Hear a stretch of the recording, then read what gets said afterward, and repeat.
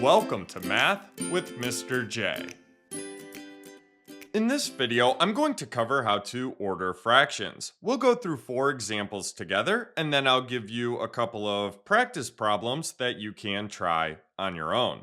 Let's jump into number 1, where we need to order the fractions from least to greatest. Now, ordering fractions is just like comparing fractions. We need to rewrite or rename the fractions with a common denominator. Then we compare the numerators to put them in the correct order. Now for number 1, we're actually going to hold off on a common denominator for now and use a different strategy. We're going to order these fractions just by looking at them and using what we know about fractions. So we're going to think through this. For this, we're going to use 1/2.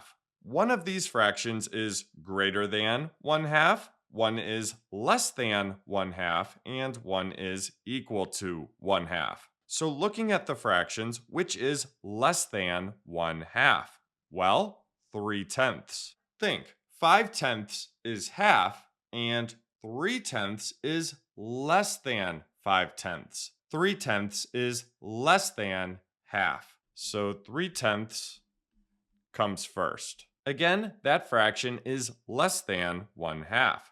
Then we have 1/2, and that comes next. And then lastly, we have a fraction greater than 1/2, 4/5. So 4/5 is the greatest. And now we are in order just by thinking through this and using what we know about fractions. Now, will ordering fractions always be this straightforward and easy to think through? Will we always have something greater than 1/2? Less than 1/2 and equal to 1/2? No, absolutely not. But I wanted to start here and mention this because this type of thought can be very helpful. Now, like I mentioned, putting fractions in order isn't always going to be this easy to think through. So we can't just depend on this strategy, but it is something important to keep in mind. Now let's actually prove we are in the correct order by renaming these fractions with a common denominator. The least common denominator between 5, 2, and 10 is 10. We will start by renaming 4/5. So how do we get that denominator of 5 to equal 10? Well, 5 times 2 gives us 10. Whatever we do to the denominator, we must do to the numerator in order to keep this equivalent. 4 times 2 gives us a numerator of 8. Now let's rename 1/2. So we need that denominator of 10. 2 times 5 gives us 10.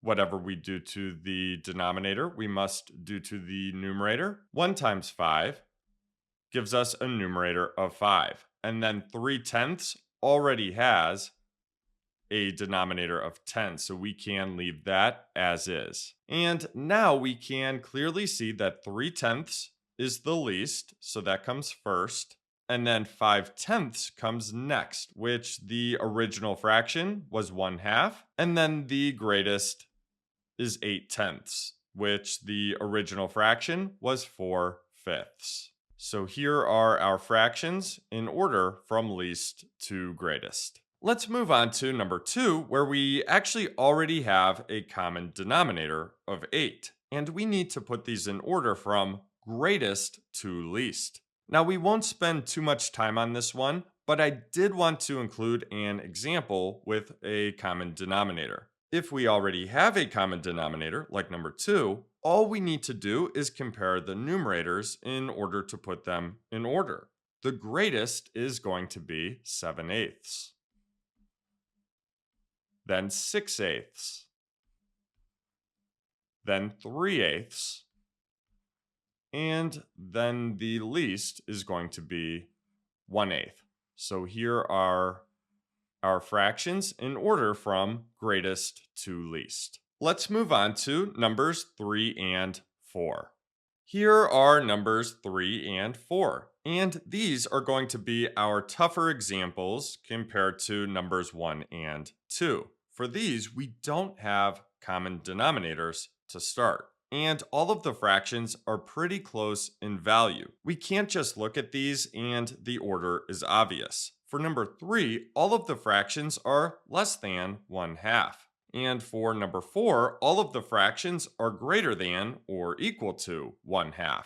So we're going to need to rename the fractions with common denominators. Let's start with number 3, where we have denominators of 5, 15, and 3. Now, I always like to find the largest denominator and see if it can be our least common denominator for all of the fractions. The largest denominator here is 15. And yes, this will work for our least common denominator. 15 works for 5, 15, and 3. So we need to rename with that denominator of 15. And we will start with 2/5 here.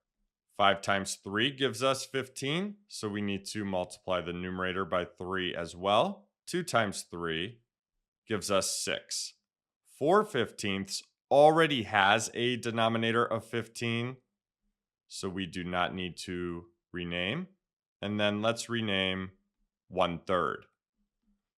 3 times 5 gives us 15, so let's multiply the numerator by 5. 1 times 5 gives us 5. Now with everything renamed with a common denominator, let's put these in order from least to greatest. We will use the original fractions here.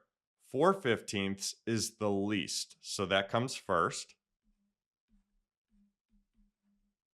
Then 5/15, which our original fraction was 1/3. So let's include 1/3 here.